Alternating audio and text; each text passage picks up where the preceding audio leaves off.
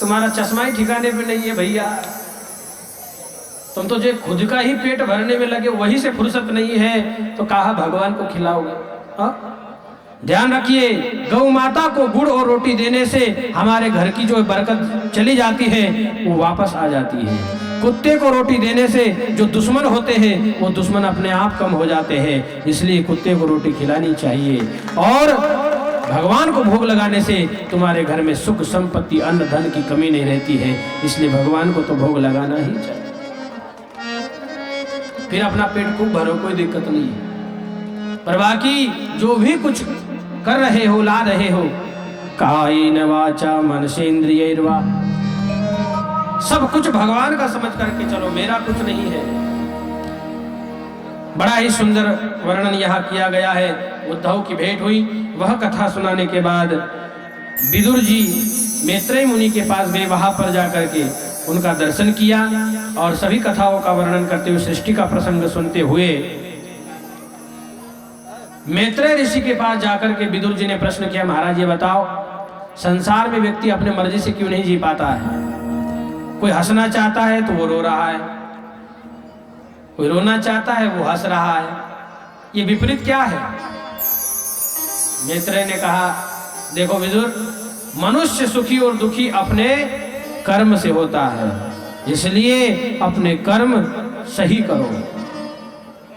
कोई तुम्हें सुखी और दुखी नहीं कर सकता है, कर्म ही तुमको सुखी और दुखी। एक ठोकर भी लगती है तो वह भी हमारी गलती और कर्म का परिणाम होता है।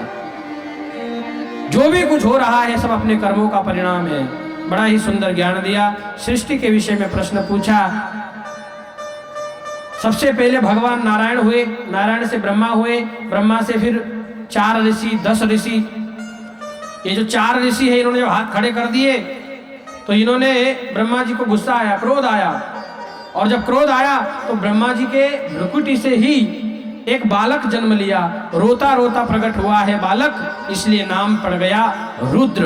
उसी का नाम हो गया आगे चल के शंकर। बोलिए शंकर भगवान की। भगवान शंकर भ्रुकुटी से प्रकट हुए ब्रह्मा जी के, वही रुद्र हो गए। ब्रह्मा जी ने कहा कि जाओ तुम सृष्टि का रचना करो। शंकर जी गए, ऐसी सृष्टि की रचना करें महाराज। सब भूत प्रेत राकिनी साकिनी काली दुर्गा भैरव सब प्रकट कर दिए और वो भूत प्रेत सब ब्रह्मा जी को खाने के लिए दौड़ पड़े। ब्रह्मा जी ने कहा, भैया रहने दे, तेरे बस की बात नहीं, तू बैठ के भजन कर। ऐसी भूत प्रेत की सृष्टि अगर होगी तो फिर मेरा तो हो गया कल्याण। ब्रह्मा जी ने सोचा कि करूं क्या, कैसे सृष्टि का रचना होगी। तो ब्रह्मा जी ने ध्यान किया। शरीर के 2 भाग हुए, एक से स्त्री का जोड़ा प्रकट हुआ, एक से पुरुष का प्रकट हुआ। पुरुष का नाम हुआ मनु महाराज, स्त्री का नाम हुआ शतरूपा। इन्हें आज्ञा दी, जाओ तुम सृष्टि करो। मैथुनी सृष्टि का आरंभ हुआ।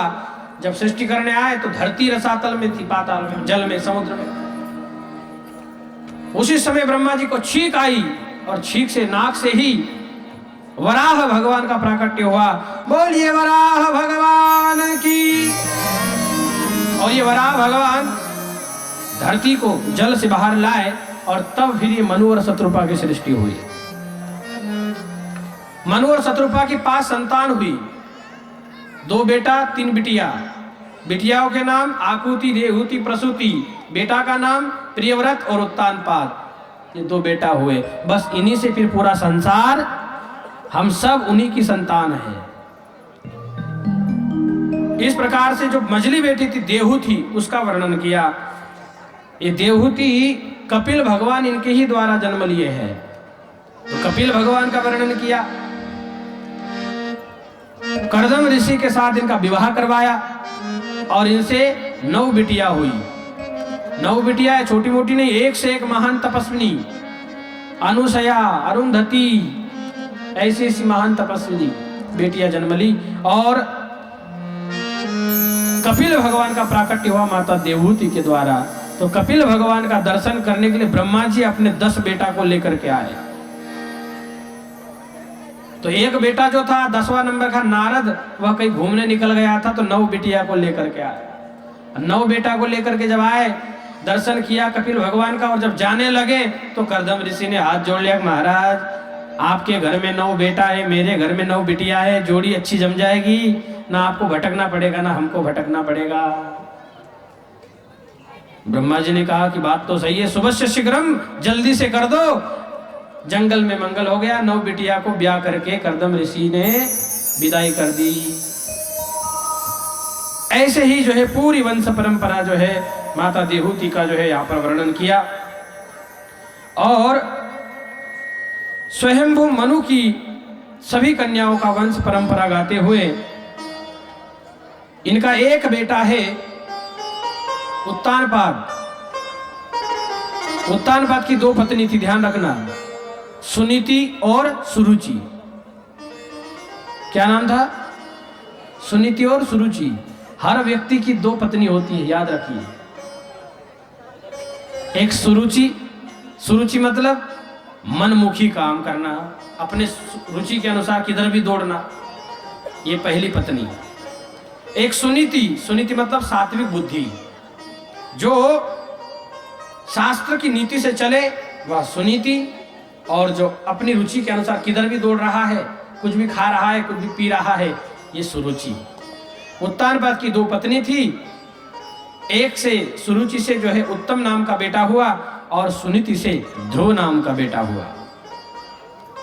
तो ध्रुव नाम का जब बेटा हुआ तो एक दिन उत्तम अपने पिता के गोद में बैठा हुआ था, तो ध्रुव जी भी गए पास में, देखा तो बड़ा यह हुआ कि मैं भी जाकर के बैठूं अपने पिता की गोद में, तो धक्का मार के सुरुचि ने गिरा दिया। अपमान हो गया ध्रुव का, रोते रोते अपनी मां सुनीति के पास आए और बोले, बेटा क्यों रोते हो?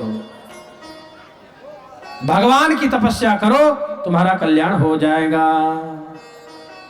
अच्छा एक बात बताओ, ये जो भागवत कथा चल रही है कौन सी नदी के तट पे चल रही है? जय हो जय हो, तालियां बजाओ इनके लिए, क्या बात है। तुमसे तो तुम्हारे बच्चे अच्छे हैं भैया, 3 से तुमसे तो तुम्हारे बच्चे अच्छे हैं, जिनको कितना अच्छा ज्ञान है। और कथा कौन सुना रहे हैं? परीक्षित को। क्या बात है, क्या बात है, जय हो मैया, बहुत बढ़िया। ऐसा ध्यान में रखा करो, जरूरी है। गंगा के तट पे ये ज्ञान गंगा बह रही है और सुना रहे हैं सुखदेव जी परीक्षित को। और कल हमने गंगा का एक विषय में गादू क्या, गंगा का एक बहुत प्यारा, गंगा के तट पे भी कथा करने का एक बड़ा महत्व होता है। तुम्हारी आयरानी में ही एक पद आता है, मैं हमेशा लगभग गा देता हूँ कथाओं में। अरे गंगा सागर माँ डूबी डूबी जाए, गंगा। नहीं गाते हैं ना? नहीं गाते नहीं है। तुम ताली नहीं बजाओगे और फिर जय हो। गंगा सागर माँ डूबी डूबी जाए, गंगा सागर माँ डूबी डूबी जाए, गंगा सागर माँ डूबी डूबी जाए, गंगा सागर माँ डूबी डूबी जाए।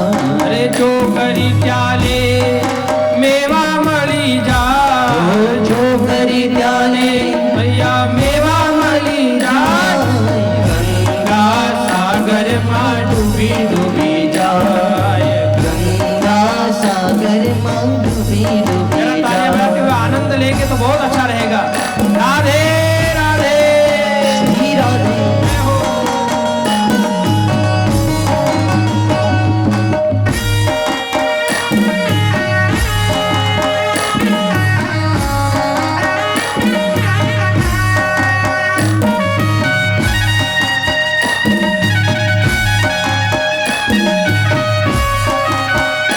मेरे भाई लोग जरा तालियां बजाए, सुस्त में बैठे, जय हो।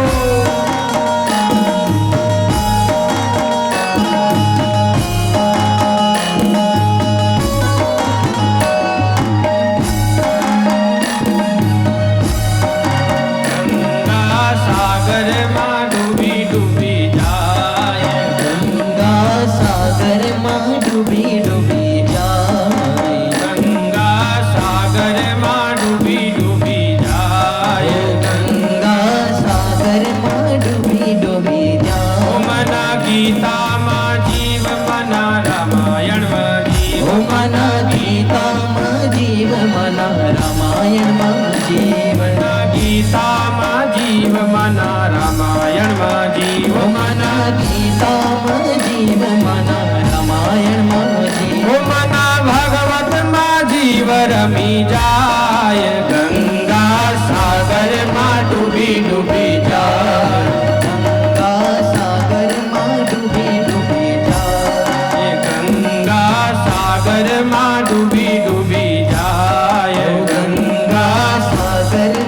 डूबी डूबी जाए। रमता जोगी